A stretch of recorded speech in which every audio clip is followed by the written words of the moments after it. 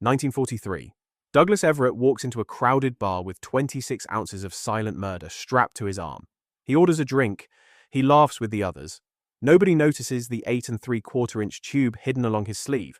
Later, Everett turns, lifts his hand, and fires a .32 caliber round into a sandbag behind the bar. The shot is quieter than a finger snap. No one notices, no one even looks up. Everett has just proved that British engineers have built a gun you can fire in a crowded room without anyone realizing a shot had been fired. This is the story of the British sleeve gun, its American cousin the glove gun, and why they almost disappeared the moment the war ended.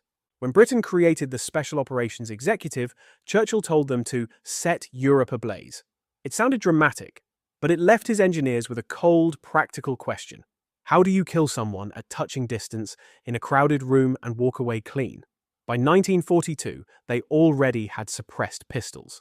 The Welrod, born at Station 9 in Welwyn Garden City, was so quiet it could be fired indoors without obvious gunshot noise. American agents had the high-standard HDM. Silenced Sten guns lurked in resistance caches across Europe. But every one of those weapons still looked like a gun with a grip and a trigger guard, a silhouette that made sense in an officer's hand. For assassinations in alleys and stairwells, that was risky. And for the most delicate work, meetings, handshakes, crowded cafes, it was almost suicidal. So in a cluster of nondescript buildings north of London, a handful of engineers took the logic of the Welrod and pushed it to its extreme. If a gun was still too obvious, what if you removed the gun part altogether? The man they turned to was Major Hugh Reeves. He had already given SOE the Welrod. Now he was asked for something even more obscure. The result was called simply the sleeve gun. On a workbench at Station 9, it didn't look like a weapon. Just a steel tube, no grip, no sights, no markings that would tell a German investigator where it came from. Inside, though, it was pure Welrod. A suppressed, single-shot pistol mechanism stripped down until nothing remained but barrel, baffles, and a tiny firing system. Most surviving sources agree it was chambered in a .32 ACP, small, subsonic, and common in occupied Europe. Some references suggest a handful of 9mm versions were also produced.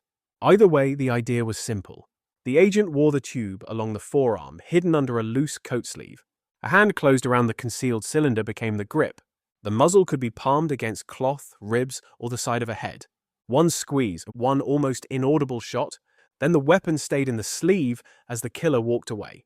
Between 150 and 200 sleeve guns were made, almost certainly by Birmingham's Small Arms, the same company that quietly produced Welrods with no factory markings at all.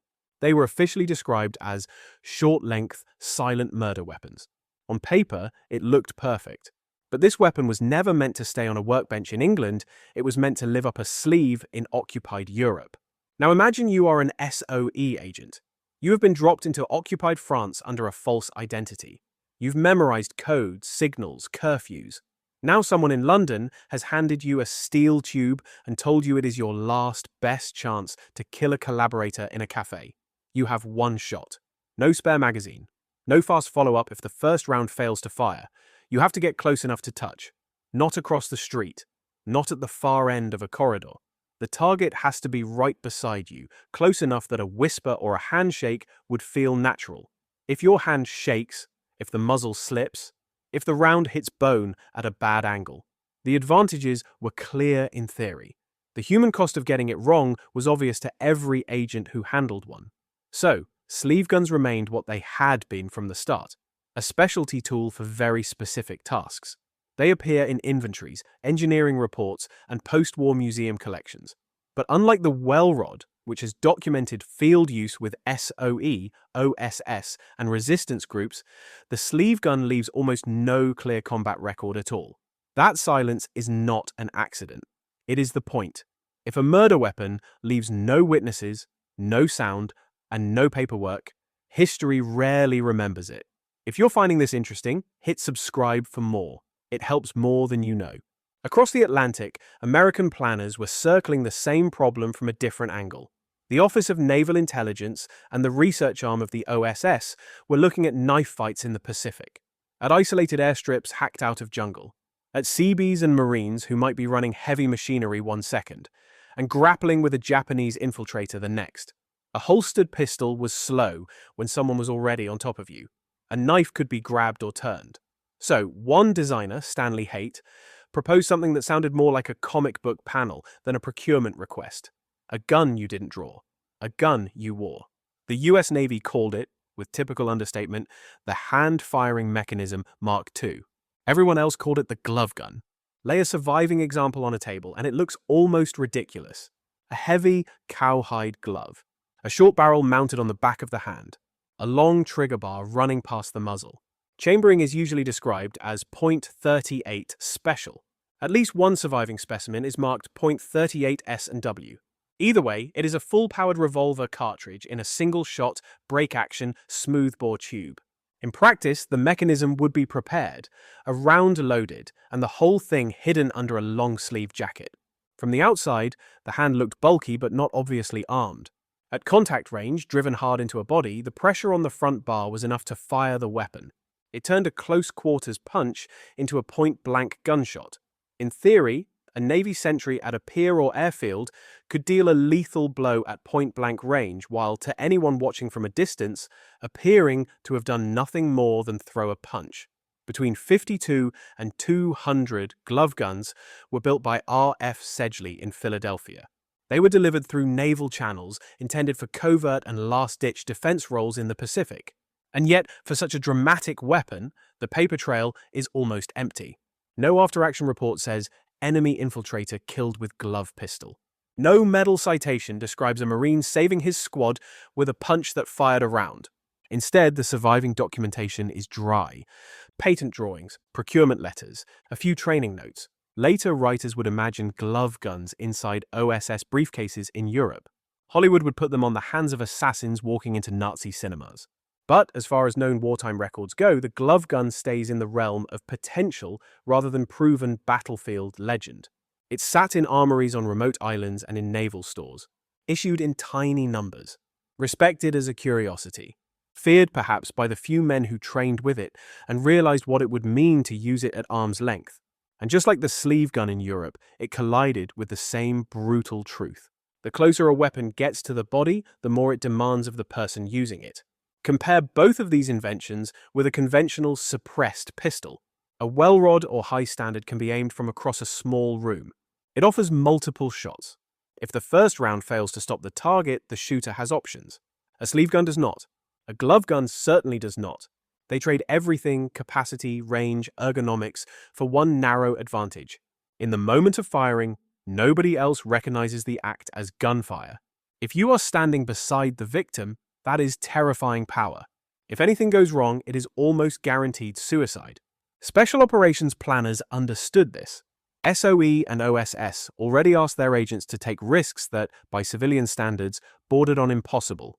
They could justify a suppressed pistol hidden under a coat. They could justify a sniper rifle on a mission to kill a particular officer.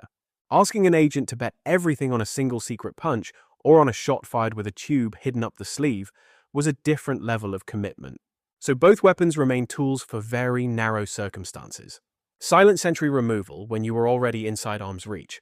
A last resort if an infiltrator grabbed you before you could clear leather on a holster. They were extreme answers to an extreme question. And once the war ended, the question faded. After 1945, most sleeve guns were scrapped or locked away, overshadowed by the Welrod that had inspired them. A few survive in museums and private collections, anonymous steel cylinders that only specialists recognize. The glove gun did not go much further. Production stopped with that first tiny batch. Decades later, intelligence services like the KGB would copy the concept in their own ways, but the original Sedgley designs became auction pieces and curiosities.